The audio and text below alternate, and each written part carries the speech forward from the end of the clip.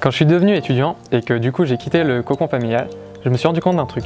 C'est que faire les courses quand on n'a ni voiture ni supérette à proximité, c'est un peu compliqué. Surtout que porter des sacs de courses quand on est en skate, c'est la galère.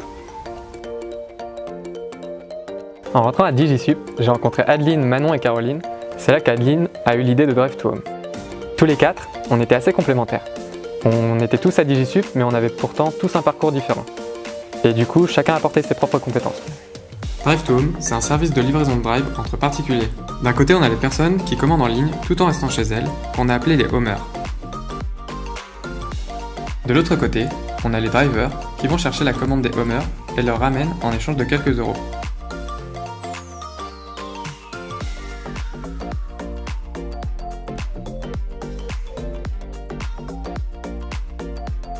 Je m'appelle Adeline et je suis responsable marketing chez Drive to Home. J'ai eu l'idée, étant alternante, j'ai pas forcément le temps entre les cours et le boulot de faire mes courses. Pour les étudiants comme moi, c'est vraiment pas mal et c'est pour ça qu'on a essayé de se développer dans toutes les villes universitaires avec tout ce qui est CTU, Crous et Maison de la Jeunesse. Je m'appelle Manon et je suis responsable communication chez Drive to Home. Quand Adeline nous a parlé de son projet, j'ai tout de suite adhéré parce que aider les autres tout en se faisant un peu d'argent, c'est vraiment super sympa.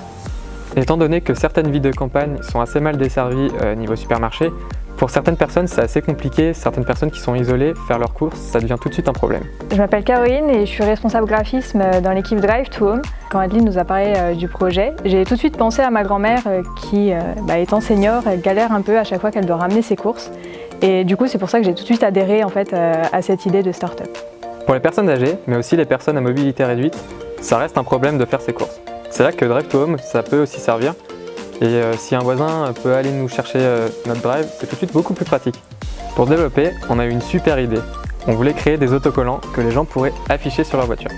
Tous les gens qui font partie de la communauté pourraient se reconnaître. Pour l'instant, on fait que le drive. Mais dans l'avenir, pourquoi pas s'ouvrir à d'autres services comme la livraison de colis ou le service de déménagement, pourquoi pas. Alors n'hésitez pas, et vous aussi, rejoignez la communauté Drive to Home.